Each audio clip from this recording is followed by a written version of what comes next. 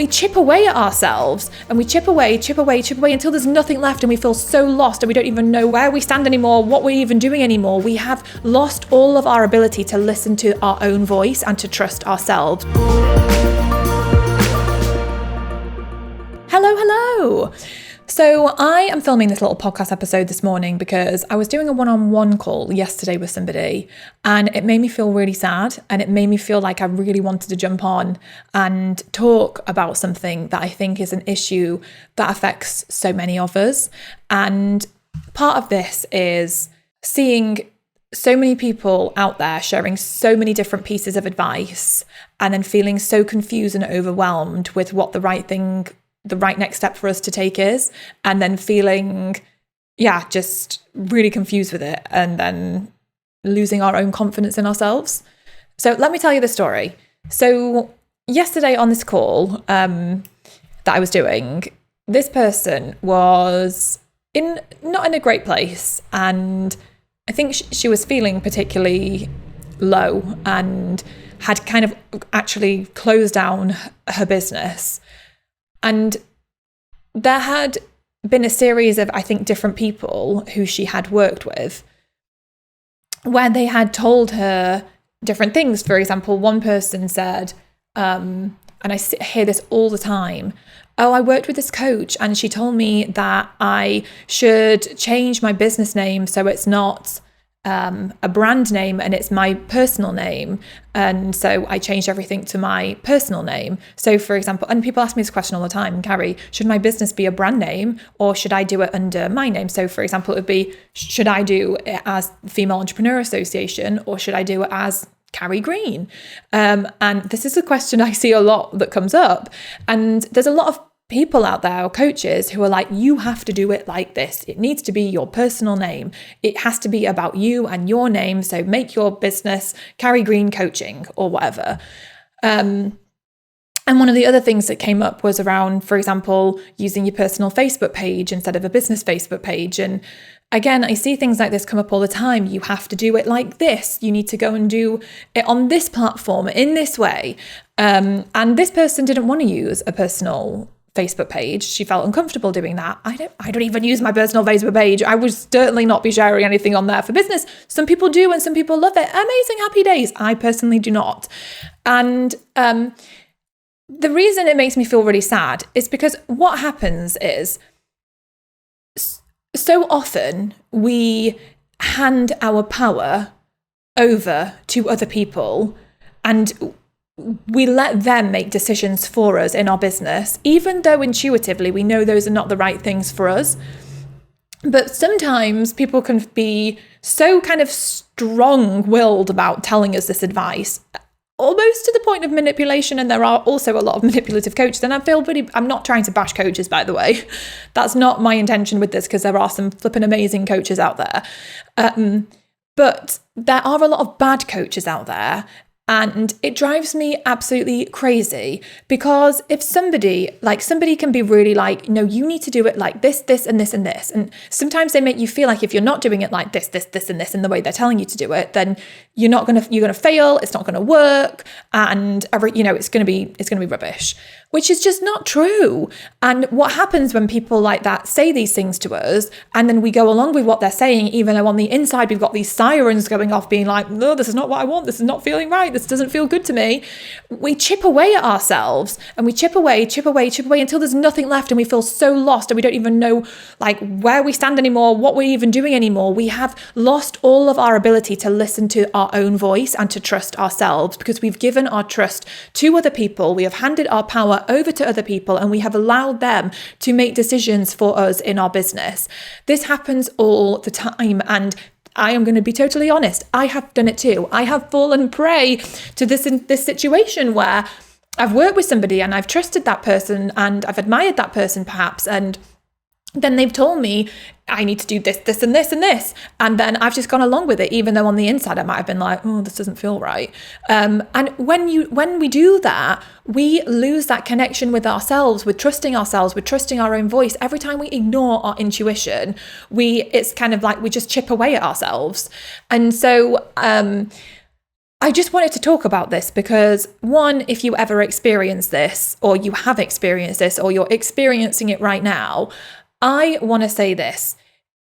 The best voice you can ever listen to is your own, like your true voice, your intuition, not necessarily the negative committee in your head that are, making you feel rubbish, not necessarily that voice.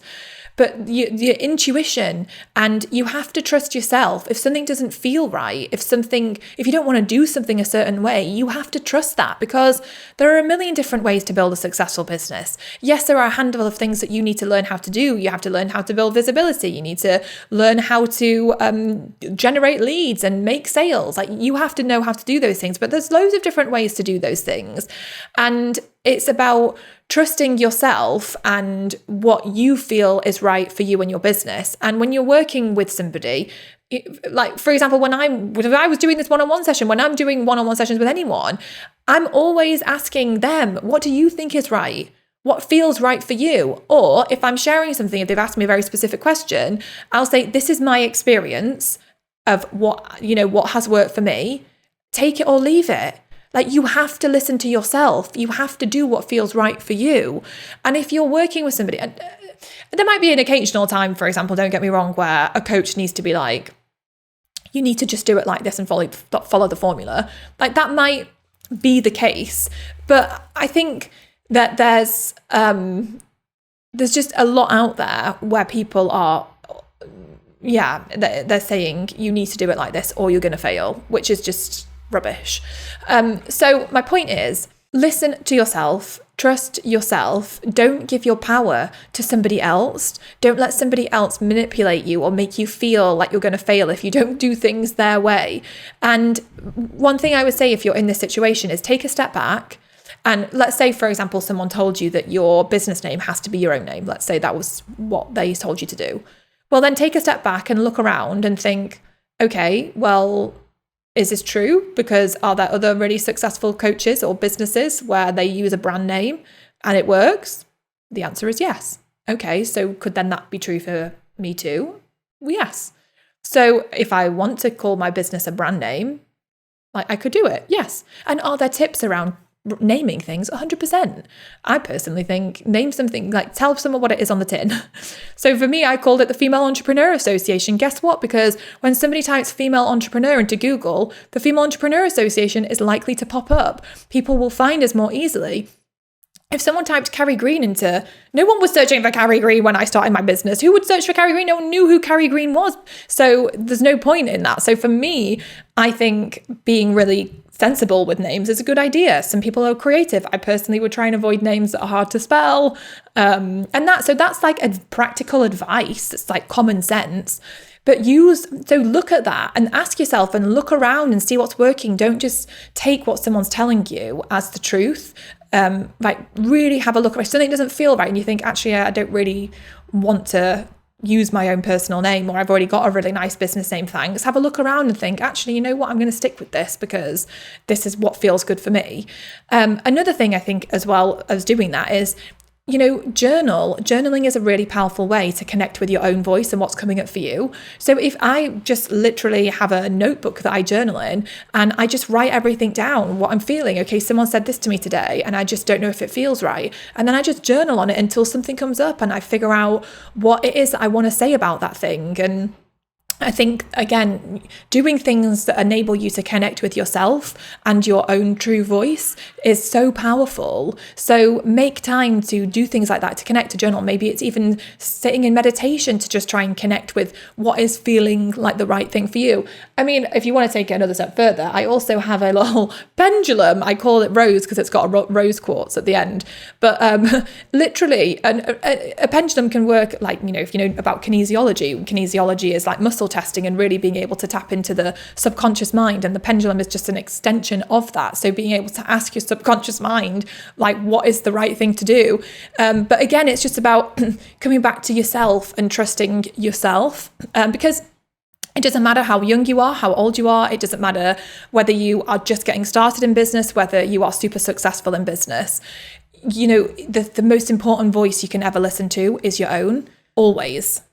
and often when we feel like we've not got enough experience, we do tend to hand our trust and our power over to someone else who we think has more experience than us and who can tell us the way. But it's not true. Think about this. I mean, for any of you that have had kids, or for any of you that have been in a medical situation, so often what happens when we go to the hospital, we hand our power over to the doctor or to the midwife because we think that they know more than us. But actually, what's the key thing we have to do? We have to trust ourselves. If something isn't right, if something doesn't feel right, if we have our intuition sirens going off, we have to be able to speak up and stand in our own power. It's the same for everything, every situation in life. And I know that can be so challenging to do because it's almost, especially for example, like when you're at a hospital, it's almost like a subconscious thing. Like we just go into this mode where we just automatically hand over our power. And it takes effort to stop and think, hang on a second, this is me, this is my life, this is my body, and I need to do what feels right for me. And that means I have to trust myself above everyone else. And it's the same for everything in life, obviously, including business. So even if you feel like you're not the expert and you think that someone else is the expert, your voice is still more important than theirs. When I am working with anyone, that person who I am working with, they have to trust themselves more than they trust me. Because I can share experiences and I can share tips and I can share advice. But at the end of the day, they are on their own journey and they have to listen to themselves the most. They have to do what feels right for them. And I will always encourage and empower that because that is the most important thing. That's where the magic happens, is when we listen and trust ourselves. And you want to work with a coach who is going to empower you to trust yourself, who's going to enable you to like really trust yourself and lean into yourself, lean into your own thoughts and feelings. And one of the other things is as well, if you're working with somebody and you're not really sure on what they've said and it's confusing you or you've got conflicting feelings around it, chat with someone else about it. Get it out of yourself. Like, don't stew on it yourself. Maybe get it out, have a conversation and start to really because journaling, it works the same way as chatting with someone. You're processing your thoughts on it. You're really processing how do I actually feel about this? And what is it that actually feels right? And from that place, we start to take our power back and we can start to listen to ourselves. And then we've got to act on that and actually act on what we know is true, which sometimes is really bloody difficult. Sometimes it feels really difficult to say to somebody that we feel is in a position of authority over us to say, no, actually, I'm going to do it this way because this is what feels right. But I don't know. I want to give you that confidence today to be able to like I said, stand in your own power and for you to be able to say to somebody really kindly, thanks so much for the advice. I really appreciate it, but actually it doesn't feel right for me. And I think I'm going to try it this way instead and just see what happens. Just can be as simple as that. So I don't know, that's all I've got to say. Like I said, I work with coaches all the time. I've always loved having mentors and coaches, and I think it's amazing. I am in no way bashing the coaching industry at all, but I just feel like it's so important when you are working with somebody or you're having coaching with somebody to make sure that they are not just telling you do this, and they're never asking you to, how do you think, what do you feel? And they're not enabling you to feel empowered to make your own decisions and to trust your own voice and yourself. Anyway, I hope this has been helpful for anyone that feels stuck in this. Or it might not even be that you're working with a coach. It might be that you're just seeing loads of conflicting information online. Sometimes you see social media posts and people are like, you have to do it like this. And you're like, oh my God, do I have to do it like this? I mean, sometimes I even see things and I'm like, oh crap, do I need to do it like that? And I'm like, oh, Carrie, stop being so ridiculous. You've been doing it like this other way for 10 years and it's been working great. And I'm like, oh yeah, okay. So even I have to talk myself off of it all. I think we all do, because sometimes people are really compelling and they're like, oh right, okay. And it's kind of, is this, sometimes a little bit manipulative. I don't know if that's the right word. I don't know. I don't mean to sound negative, but I think anyway, it just comes back to us being able to trust ourselves and trust what feels right for us, and leave the rest of the advice people have, at the door and say thank you for that, but it doesn't feel like the right fit for me. So I'm going to leave it. It's very important. So anyway, I hope this has helped you, and I hope it's helped you feel more empowered to do what feels right for you, because doing what feels right for you is not going to lead you astray. So trust yourself, trust what's coming up for you, and stand in your own power and have the confidence have the confidence. And I know it takes effort to do that. But the more you allow somebody else to kind of chip away at it, where they kind of take it by making you feel like you have to do it their way, the more it chips away, and you just kind of lose kind of that. It feels harder to trust yourself and to listen to yourself until you've got like nothing left, and you're just like, oh my gosh, I don't even know what I'm even doing anymore. I don't even know where this is going. Or you get to the point where you just feel like you can't even carry on anymore because you've lost all your confidence in yourself. That is a really sad place to be. And I don't want anyone to be there. I want everyone to feel empowered to be able to keep moving forward and trusting themselves. Okay, that is all I'm saying on this. I would love to hear your thoughts though on it. Tag if you've enjoyed this episode or you've got something to say about this episode, take a screenshot, tag me on Instagram at I am Carrie Green. Let me know your thoughts. I will reshare it. It'd be really interesting to see your own experiences. Have you ever worked with somebody? Obviously, we won't be naming any names, but have you ever worked with anyone who has made you feel rubbish? Have you worked with amazing people? If you work with amazing people, tag the amazing people you've worked with, and so more people know all the amazing people out there that are brilliant to work with. But yes, let me know on Instagram and I will repost that so everyone else can see. But thank you so much for listening, and I will see you next time on the She Means Business Show.